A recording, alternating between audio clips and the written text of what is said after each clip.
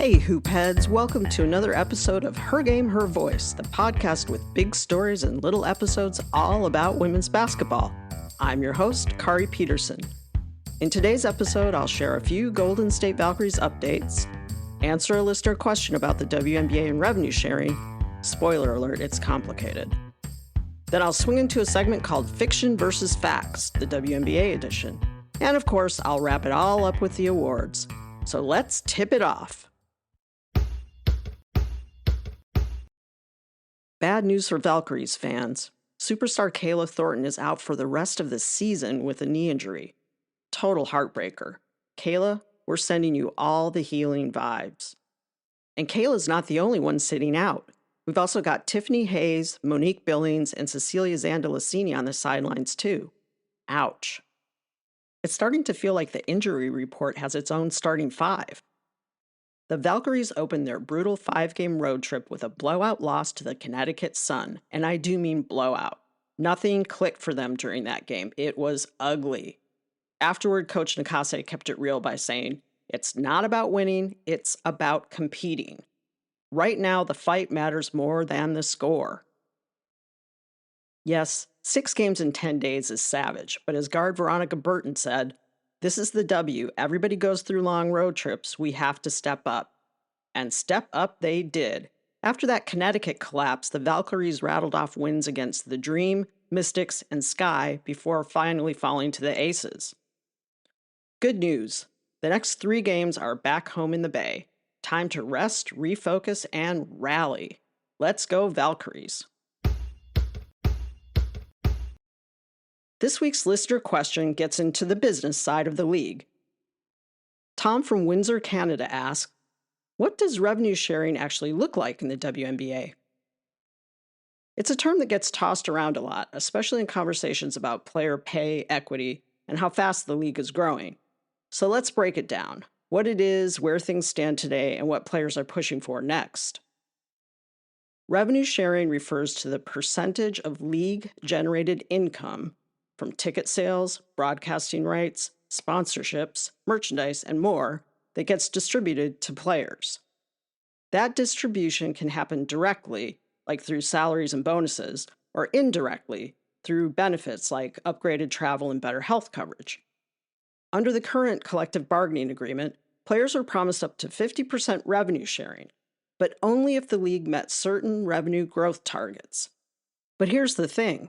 Those growth targets haven't been publicly disclosed. There's no transparency around the numbers, so we don't actually know what the league has to hit and whether or not it has. In the real world, players aren't seeing the full 50%.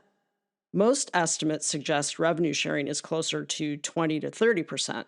Players, including big names like Breanna Stewart, Asia Wilson, and Nafisa Collier, have been really outspoken about the need for true 50-50 revenue sharing, similar to what the NBA has. Their argument is this. The WNBA is seeing explosive growth in media attention, game attendance, and corporate partnerships. Players are the product, they're the league, and they deserve a bigger share of what they're building. And without meaningful revenue sharing, players have historically been forced to play overseas to earn a living, which comes with physical risks. Remember when Breanna Stewart tore her Achilles playing in Russia? So here are the key takeaways. That 50-50 revenue split you hear about in the NBA? Well, WNBA players want it too. The 50-50 split is what they agreed to with owners in the 2020 CBA. But because of some shady hocus pocus with the numbers, the players aren't getting the percentage they agreed to. So expect revenue sharing and transparency around it to be front and center during CBA negotiations this year. Thanks for the question, Tom. If you've got a question you'd like answered on a future episode, you can email me at hergamehervoice@gmail.com or message me through your favorite social media channel. I'd love to hear from you. I titled this next segment, More About the WNBA Pay Gap, this one's for the haters, or Fiction versus Facts, the WNBA edition. Did you catch the short video I made about the WNBA pay gap back in episode 9? Well, the comments section got really interesting. Not in a good way. I got comments like, The NBA has been bankrolling the WNBA for years. Why should players get more money? And they need to stop whining and just play ball. I don't know if those people really sounded like that. That's my dramatic interpretation. But yeah, real original. If you've ever worn WNBA swag like a Golden State Valkyries shirt in public, you've probably heard some version of these takes too. So guess what? I've got you covered. I'm going to arm you with facts. Quick, powerful counterpoints that you can fire back the next time some guy at a party says, the WNBA just isn't working. Fiction number 1. The WNBA's had plenty of time to turn a profit. It's just not happening. Fact. The NBA didn't turn a profit until the 1980s. That's nearly 40 years in, 40. The WNBA is only in its 28th season, and already it's smashing records in viewership, attendance, and corporate investment. If early NBA losses were seen as smart long-term investments, why are early WNBA losses seen as failure? Wait, did you hear that? That's not my smoke alarm. That's my handy-dandy double standard alert. Fiction number 2. The league is dying. There's no point in paying players more money. Fact. The WNBA is booming. In the last 2 seasons alone, they've had the highest average attendance in 26 years.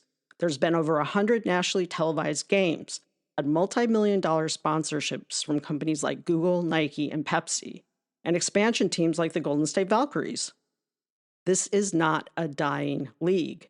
It's an undervalued asset with serious momentum. Fiction number 3. WNBA players want NBA salaries. It's ridiculous. Fact. WNBA players are not asking for NBA salaries. They're asking for equal revenue sharing, a 50-50 split of league revenue, the same split that NBA players get. This isn't about dollar amounts, it's about fair percentages. Players want a piece of what they help build. It's basic. Fiction number 4. But the WNBA is losing money. Fact. According to who? The league doesn't release full financials, so these losses are speculative at best. And besides, profitability isn't the only measure of value. I live in Silicon Valley. Startups lose millions for years and still land billion-dollar valuations. Growth trajectory, market potential, and cultural relevance matter. The W has all 3. Here's the bottom line.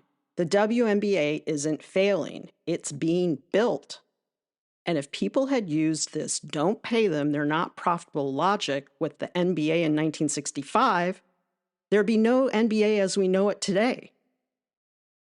So the next time someone gives you grief about the W, you've got the ammo. Stand tall, fire back, and keep wearing your WNBA swag loud and proud. And now it's time for the awards section of our program. This week's Buzzer Beater Award goes to Gatorade and WNBA rookie phenom Paige Bueckers of the Dallas Wings. You've heard of limited edition Gatorade, but have you ever heard of Shirley Temple Gatorade? Yeah, it's a thing.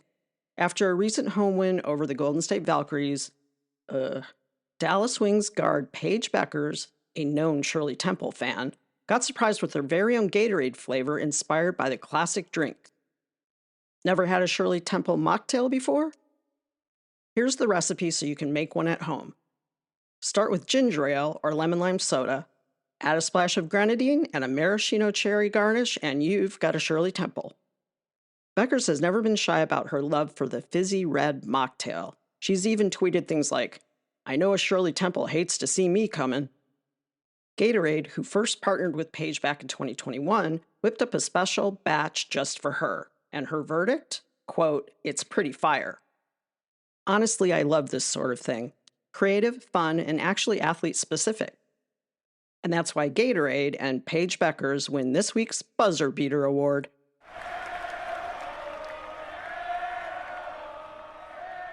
This week's Airball Award goes to the NCAA March Madness Committee. Yes, for this Airball Award, I had to step away from the WNBA and over to college basketball. Why? Because the committee is lame. They met in person a couple weeks ago to discuss potentially expanding the tournament field. And after all that, they came out with absolutely nothing. No decision, just a vague, talks are ongoing. Translation, we know this is a bad idea, but we're trying to find a way to make it sound good. Look, I've done my research. I can't find a single sound argument for expanding the field that isn't rooted in making the NCAA and participating schools more money. Not better basketball, not more competitive matchups, just more dollar signs. The truth is, the current March Madness setup works. It's chaotic, dramatic, beautifully brutal, the best of college sports. Expanding it risks watering all that down. So unless the committee comes back with a miracle justification, which, let's be real, they won't, this one is a classic missed shot. And that's why the Airball Award goes to the NCAA March Madness Committee. And now it's time for the Flagrant Foul Award. This week's Flagrant Foul Award goes to the W's leadership group and owners for not making charter flights a permanent thing for players. For over 26 years, WNBA players flew commercially. We're talking arriving in cities for away games at 5 in the morning, missed connections, sleeping upright, and getting mobbed by fans in airports. Imagine asking NBA players to deal with that. It would be unacceptable. There goes my double standard alarm again. In 2024, after relentless pressure, the league finally launched a full charter program, thanks to $75 million in outside investments. But here's the catch. It's not permanent. Charter flights aren't guaranteed in the next CBA. That means players could lose them if funding shifts or ownership pushes back. Charter flights for players should not be framed as a luxury. And until it becomes a permanent part of the CBA, the league's leadership and owners can proudly display their Flagrant Foul Award.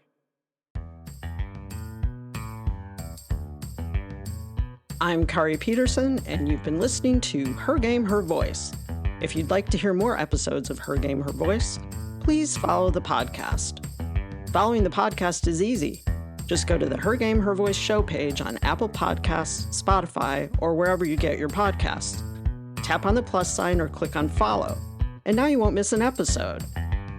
And while you're on the show page, I would be grateful if you would take a few seconds to give Her Game, Her Voice a great rating and/or review. And even better, please share an episode with a friend. Her Game, Her Voice can also be found on Substack, YouTube, Instagram, and Facebook. Thanks again for listening, and happy hoopin'!